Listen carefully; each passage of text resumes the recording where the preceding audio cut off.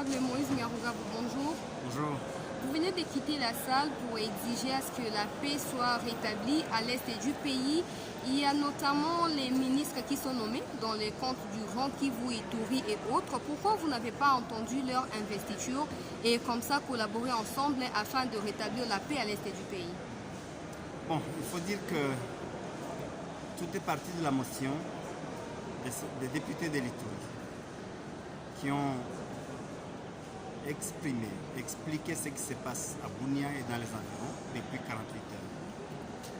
Et en fait, ils ont dit qu'ils ont saisi toutes les instances et ils ne voient pas de résultats. Ils ont décidé de suspendre leur participation aux plénières si rien n'est fait, jusqu'à ce que quelque chose soit fait. Et ils ont demandé à tous les députés qui peuvent se joindre à eux par solidarité de faire de même. Plus de la moitié de la salle s'est levée. Et moi, je disais que je ne me suis pas levé seulement par solidarité. Oui, par solidarité, parce qu'ils l'ont demandé. Mais aussi parce que c'est exactement la même chose dans ma circonscription. Laquelle? Je suis élu d'Uvira, au Sud Kivu. Je disais donc que ce matin, 2 villages venaient d'être brûlés par les groupes armés Mai Mai et le groupe armé burundais Red Tabara à Kahololo, dans le territoire d'Uvira, dans la chefferie de Bafulira. Ces villages sont brûlés ce matin.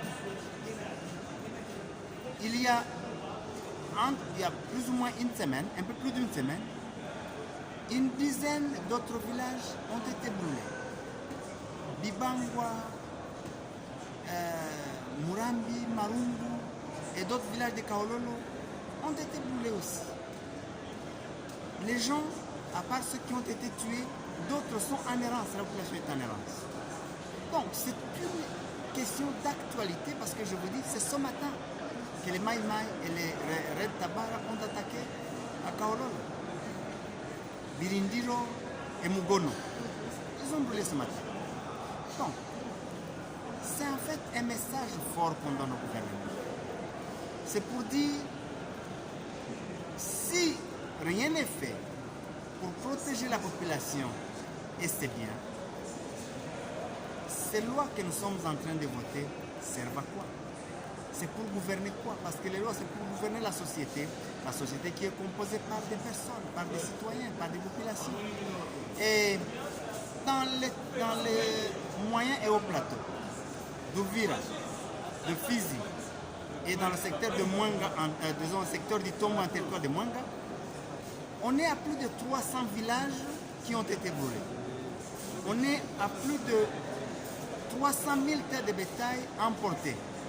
300 000. Et aujourd'hui, les enfants, sans aucune assistance, sont pochorcorés. Et lorsqu'on en parle tous les jours, vous avez vu les tweets, on nous prend finalement pour des plorichards. On se tue, vous ne voyez plus les tweets.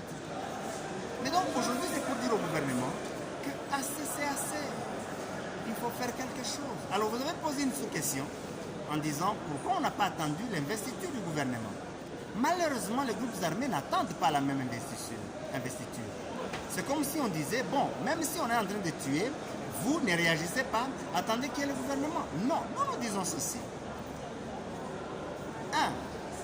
Le président de la République, chef de l'État, commandant suprême, est en fonction. Même le gouvernement sortant,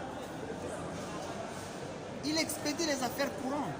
Ces situations existent pendant que ce gouvernement était là. Donc ce n'est pas de nouvelles situations. Rien n'interdit à ce gouvernement de se réunir en attendant l'autre gouvernement. Rien ne l'interdit. Aucune loi. 3. L'armée. Il n'y a pas une armée nouvelle que nous attendons. L'armée est là. C'est la même. L'état-major, c'est le même. Et le président de la République peut réunir le Conseil supérieur de la défense. Des décisions peuvent être prises. On va me dire, oui, il n'y a pas de moyens, il n'y a pas d'argent. Mais l'argent continue à sortir. Chaque jour, il y a des mécanismes, même en dehors du gouvernement, qui font sortir l'argent. Les institutions fonctionnent normalement. C'est sur base de l'argent qui sort. Pourquoi cet argent ne peut pas sortir pour organiser des opérations, pour venir à bout de ces groupes armés et donc sécuriser la population. Pourquoi? Qu'est-ce qui empêche? Et Donc une voilà dernière pourquoi question. nous disons, ces députés en fait ont décidé de montrer un ras-le-bol. Parce qu'ils ont été élus par ces populations et ils ont des comptes à rendre. Une dernière question, honorable. Récemment, vous avez déclaré que l'identité du peuple Nyamulenge n'est pas négociable. Vous avez toujours été tranchant dans vos déclarations en ce qui concerne la sécurité ou la situation qui prévaut à l'est du pays. Pourquoi, quand vous sortez comme ça, est-ce qu'il faut retenir que vous allez partir définitivement ou vous allez encore revenir et manifester? Deux choses. D'abord, cette affaire de l'identité de Banyamulenge n'a rien à voir avec la sécurité. Ok. Et puis justement, l'identité ne peut pas être négociée. Je ne sais pas si vous aujourd'hui, quelqu'un peut venir vous dire non, vous n'allez plus vous appeler comme vous vous appelez, vous devez prendre un autre nom. Sur quelle base? Donc je pense que ce que j'ai dit, je l'affirme, je l'assume. Une question comme cela n'est pas négociable. Je ne vois pas sur quelle base de quelle loi de la République on peut dire que les Banyamulenge ne doivent plus s'appeler Banyamulenge. Ou on peut dire qu'ils ne sont pas congolais. Sur base de quelle loi? Donc, mais ce n'est pas ça, de ça qu'il s'agit. Pourquoi? Parce qu'aujourd'hui, le sang n'a pas d'ethnie.